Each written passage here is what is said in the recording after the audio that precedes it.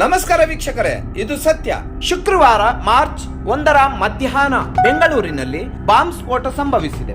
ಬೆಂಗಳೂರಿನ ವೈಟ್ಫೀಲ್ಡ್ ಬಳಿಯ ಕುಂದಲಹಳ್ಳಿಯ ರಾಮೇಶ್ವರಂ ಕೆಫೆಯಲ್ಲಿ ಬಾಂಬ್ ಸ್ಫೋಟ ಸಂಭವಿಸಿದೆ. ಬಾಂಬ್ ಸ್ಫೋಟದಲ್ಲಿ 9 ಮಂದಿ ಗಾಯಗೊಂಡಿದ್ದಾರೆ. ಮೊದಲು ಬಾಂಬ್ ಸ್ಫೋಟದ ಶಬ್ದ ಕೇಳಿದಾಗ ಕೆಲವರು ಸಿಲಿಂಡರ್ ಬ್ಲಾಸ್ಟ್ ಇಲ್ಲದಿದ್ದರೆ ಕುಕ್ಕರ್ ಬ್ಲಾಸ್ಟ್ ಎಂದು ಭಾವಿಸಿದರು. ಜೋರಾದ ಶಬ್ದ ಮತ್ತು ಹೊಗೆಯಿಂದ ಆವರಿಸಿದ ವಾತಾವರಣವು ಬಾಂಬ್ ಸ್ಫೋಟ ಎನ್ನುವುದಕ್ಕೆ ಸಾಕ್ಷಿ ಹೇಳಿತು. 10 ಸೆಕೆಂಡ್ನಲ್ಲಿ 2 ಬಾರಿ ಬಾಂಬ್ ಸ್ಫೋಟಗೊಂಡಿದೆ. ಸ್ಥಳದಲ್ಲಿ tiffin box, nut bolt, IED ಪತ್ತೆಯಾಗಿದೆ. ಕೆಫೆನಲ್ಲಿದ್ದ 2 ಸಿಸಿಟಿವಿ ಕ್ಯಾಮೆರಾ ಎಲ್ಲಾ ದೃಶ್ಯಗಳನ್ನು ಸೆರೆ ಹಿಡಿದಿದೆ. ಪ್ರಕರಣ ನಡೆದ ತಕ್ಷಣವೇ ಪೊಲೀಸ್ ಅಧಿಕಾರಿಗಳು, ಎನ್ಐಎ ಅಧಿಕಾರಿಗಳು ಧಾವಿಸಿ ತನಿಖೆಯನ್ನು ಪ್ರಾರಂಭಿಸಿದ್ದಾರೆ. ಗಾಯಗೊಂಡ ವ್ಯಕ್ತಿಗಳನ್ನು ಆಸ್ಪತ್ರೆಗೆ ದಾಖಲು ಮಾಡಲಾಗಿದೆ. ತನಿಖೆಯನ್ನು ಪ್ರಾರಂಭಿಸಿದ ಪೊಲೀಸರು ಶಂಕಿತ ಆರೋಪಿಯನ್ನು ವಶಕ್ಕೆ ತೆಗೆದುಕೊಂಡಿದ್ದಾರೆ. ಪಕ್ಕಾ ಪ್ಲಾನ್ ಮಾಡಿ ಬಾಂಬ್ ಇಡಲಾಗಿದೆ ಎಂದು ತಿಳಿದು ಬಂದಿದೆ. ಸಿಸಿಟಿವಿ ಕ್ಯಾಮೆರಾ ಶಂಕಿತ ಆರೋಪಿಯ ಚಲನವಲನಗಳನ್ನು ಸ್ಪಷ್ಟಪಡಿಸಿದೆ.